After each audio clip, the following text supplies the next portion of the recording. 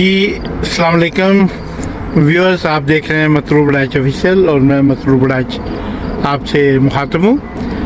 इस वक्त कनाडा में एयरपोर्ट के करीब एक शहर है मिसिसागा ब्रैम्पटन, जुड़वा शहर। इसके जो हैं बिल्कुल इस्लामाबाद रावलपिंडी की तरह।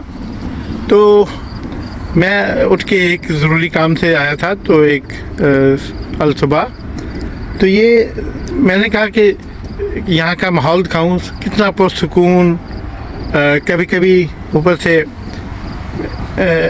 एरोप्लेन गुजरता है और उसके गुजरने की बस थोड़ी सी आवाज़, बाकी ना कोई हॉर्न बजा रहा है, ना कोई किसी को एक तरफ देख रहा है, ना कोई बस अपने काम में मस्त हैं। आलमोस्ट दुकानें इधर सुबह कोविड से पहले, कोरोना से पहले 8 बजे खुल जाती थी, ओपन हो जाती थी। ये देखें विनर स्टोर है, ये कपड़ों का यानी फैशन का स्टोर है ये, और एक्सेसरीज मिलती हैं यहाँ पे।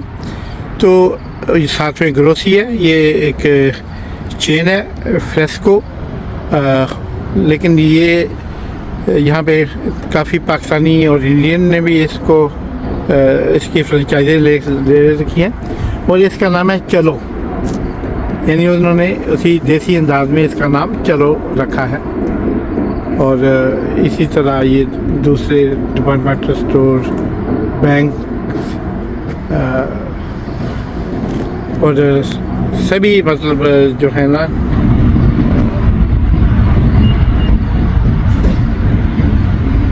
आपको ये देखेंगे। तो ये जनाब कनाडा में इस वक्त जो हालात हैं वो तो कुछ इतने माशी लिहाज से कुछ इतने साजगार नहीं है, लेकिन इनके साजगार ना होने का मतलब ये नहीं है कि कनाडा को कुछ हो गया है। एक्चुअली कनाडा की इकोनॉमी है जो है वो ये G7 में आता है। आपने सुन रखा होगा G7 का मतलब कि ग्रेड 7 में आता है। दुनिया के 7 अमीर तरीन ममालिक में इसका शुमार होता है, और अब भी है। लेकिन पिछले दिनों कोविड-19 यानी कोरोना की वजह से जो हालात पेश आए, उसकी वजह से इन लोगों पे भी इसका काफ़ी असर पड़ा, और जिसकी वजह से ये लोग फिर ऊपर से इन्होंने कुछ इस तरह किया कि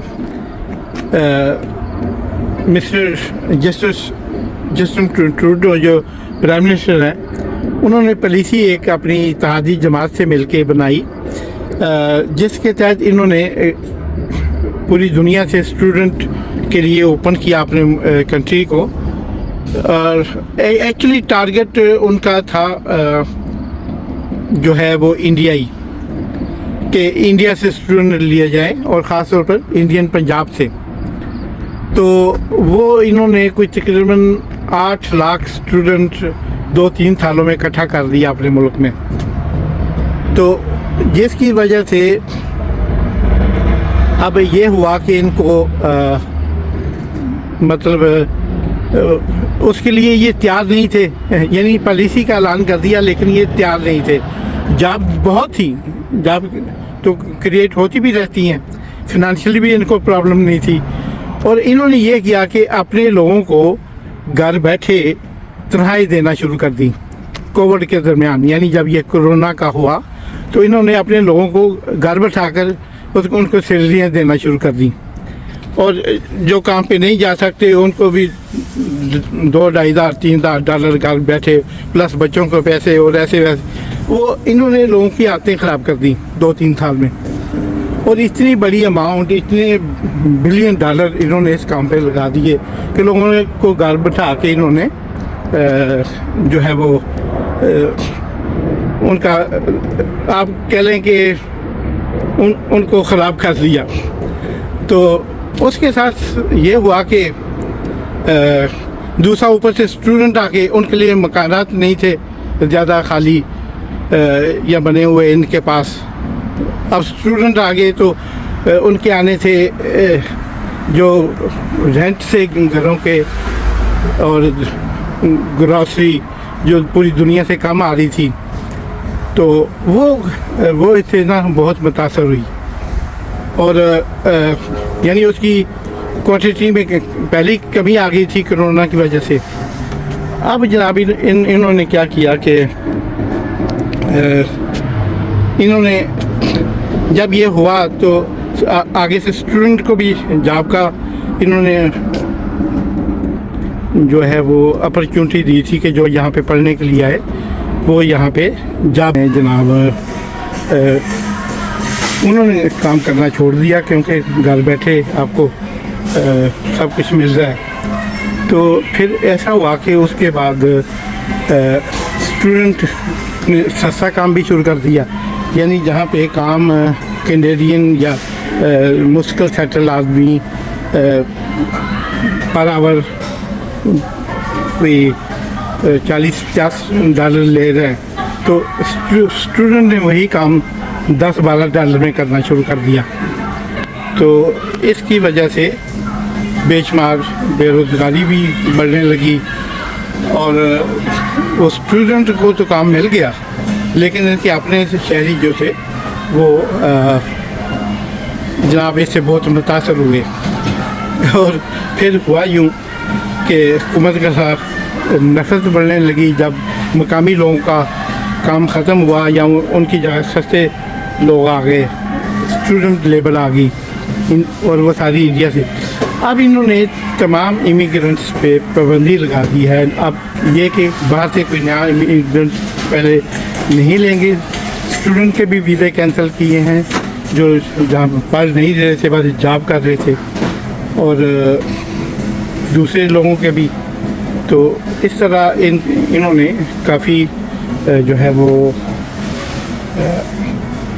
अब ये कह लें कि इनकी गलत पॉलिसी की वजह से मुल्क ने भी सेक्रीफाइस किया और सियासी पार्टियों ने भी, हुकूमत ने भी, अवाम ने भी।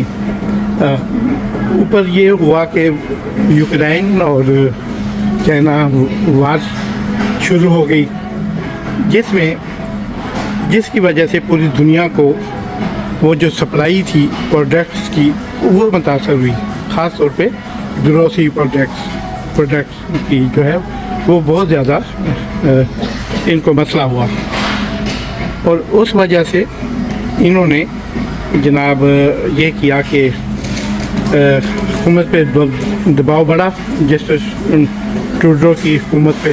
तो उन्होंने जनाब सबसे पहला काम ये किया कि बाहर से स्टूडेंट लेने बंद कर दिए, और अभी ऐलान किया है कि नवंबर के महीने तक वो तकरीबन 80,000 यानी 80,000 से 1 लाख तक स्टूडेंट्स को अपने मुल्क से निकालेंगे। वो जो पढ़ने के लिए आए थे लेकिन अभी वो पढ़ नहीं रहे, तो अब उन सब को निकालेंगे। और एक अंदाजे के मुताबिक इनके पास तकरीबन 15 से 20 लाख ऐसे लोग हैं अब ये जिनको फारिग करना चाहते हैं। तो ये जनाब मैंने आपको इनकी सिर्फ, और उसी सिलसिले में बेशुमार वो लोग जिन्होंने इमिग्रेशन के लिए अप्लाई किया हुआ था उन केसों को इन्होंने फ़िलहाल पेंडिंग कर दिए कि आगे से हम तब तक कोई नया नहीं लेंगे बंदा जब तक हम पिछले जो हमारे पास इमिग्रेंट्स हैं उनको कोई जॉब वगैरह नहीं मिल जाता। तो जैसे कि आप देख रहे हैं, मैंने लाइसेंस दिखाई तो नहीं आपको, लेकिन ये हर चीज़ की जो है कीमत वो पिछले 3 सालों में 3 गुना कम कम और कई जगह पे 4 गुना भी बढ़ चुकी है। और ये सिर्फ ये है कि आलमी इक़्तिसाद बाज़ारी, आलमी महंगाई की वजह से, और उस महंगाई के नतीजे में उसके असरात जो हैं इन पे भी बहुत ज़्यादा पड़े हैं।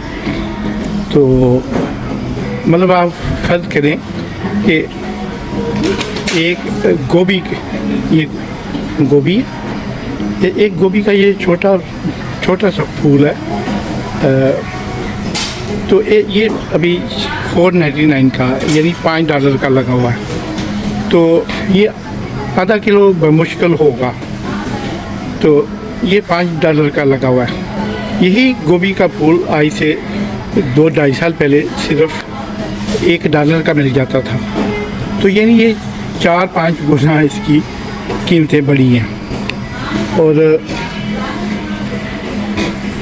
इसी तरह ये एप्पल देखें, ये $2.5 के 249 के एक एलबी यानी पाउंड, ये 400 ग्राम है, यानी 1 किलो में 2 पाउंड से कुछ ज़्यादा होता है। तो आप ये अंदाज़ा करें कि ये एक फर्स्ट क्वालिटी का वो एप्पल नहीं है, दूसरी तीसरी क्वालिटी का एप्पल। तो ऐसी चीज़ें, मतलब ये छोटी छोटी मेरा दिखाने का मतलब कि इतनी महंगाई की वजह से इन लोगों के कारोबारी ज़िंदगी में अब ये एक लौकी यानी जिसे कद्दू हम कहते हैं, ये 1 पाउंड यानी $3.5 का है। यानी अगर आप किलो लेने होंगे आपको तो तकरीबन $8-9 का किलो मिलेगी ये कद्दू। इस तरह की चीज़ें, ये भिंडी है, ये 499 का 1 पाउंड है और किलो तकरीबन $11 की, $11-12 की आपको ये पड़ेगी।